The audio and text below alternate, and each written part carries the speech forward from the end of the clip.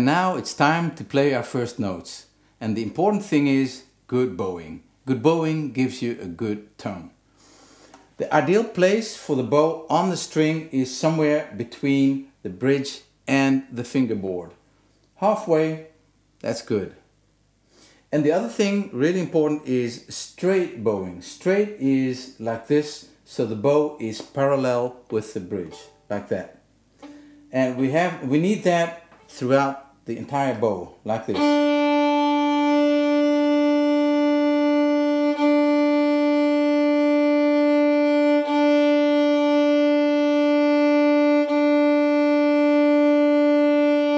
Now it's a bit difficult to see it from this angle. So if you're in doubt, then use a mirror. This is going to help you very clearly. If you have a mirror, you can see if you're bowing straight or that your bow is in a curve. A little bit curve is okay, but not like that. Okay, to get the bowing right, we have to look at the right arm. 3 pivot points are important: the shoulder, the elbow, and the wrist.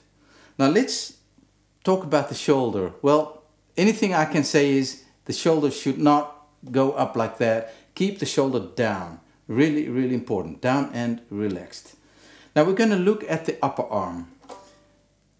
For the bowing to start at the frog position, the upper arm does its work. This is what we're looking at. Now if my bow is halfway, the upper arm will stop.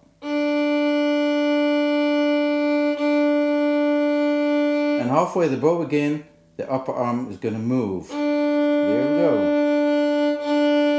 Halfway and it stops. And now it goes again. If your upper arm does not stop, and this is what I see a lot, we get this. And of course, this way you can have a good tone.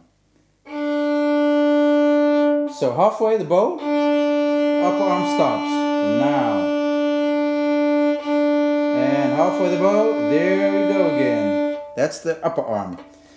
Well, for the lower arm, nothing new. We can't do a lot of adjustments there.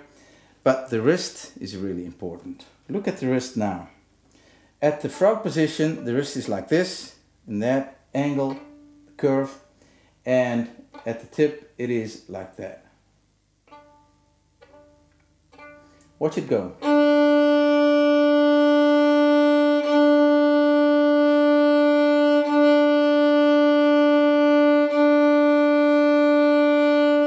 Like that. Now you might think, whoa, that's complicated. How am I going to check everything? Really easy. Don't. The only thing you have to really check is the point where your bow hits the string. Here. This is where your focus is going to be. And just see to it that your bowing is straight. You can easily see it here.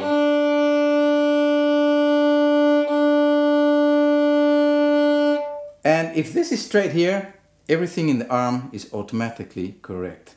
Easy, isn't it? Okay, so why is the wrist in this curve here? If I put my bow on the string, I slightly move up the wrist a little bit like this, and the stick will tilt a little bit forwards like that. And this is going to make everything, the complete bowing, a lot easier actually. So a little bit forward.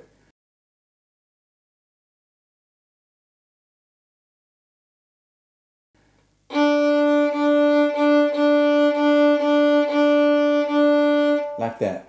Okay. If the wrist wouldn't be in this angle, your bow would be like that. See what it does. See? That's it. Okay.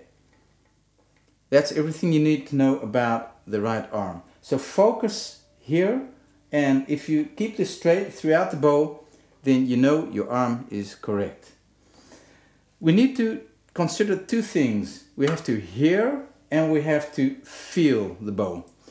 To feel the bow, like we just did, do the bowing and feel where your arm is going to if you have a straight bowing.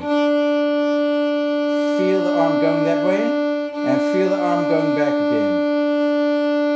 And if you do that right and you feel it, you have to focus on the feel, then try to close your eyes and sort of get the same out of that, okay? Okay, that's the feel part. Now the hearing part is really most important, because this is going to tell you where the bow is positioned on the string. Is it a little bit too close to the bridge? You're going to sound like this. A squeaky sound. So if this happens and you hear it, and you're not looking, you hear it, just move the bow forward a little bit, and that's the same thing. You can hear it improve. The other way is here, if you're too far away from the bridge, you're in the neighborhood of the fingerboard, it's going to sound like this.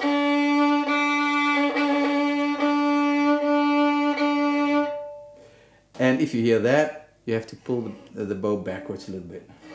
So if I play the same here, so if it sounds squeaky, forward. If you hear this, backwards a little bit. So if you do a long bow and you go to the bridge, I hear it squeaking. I have to go back again, and if this happens, back there again. So that's how you can adjust the position of the bow with the ears. And after practicing, do not forget to release the tension of the hair on the stick. Turn the screw back again and see that there's no tension left.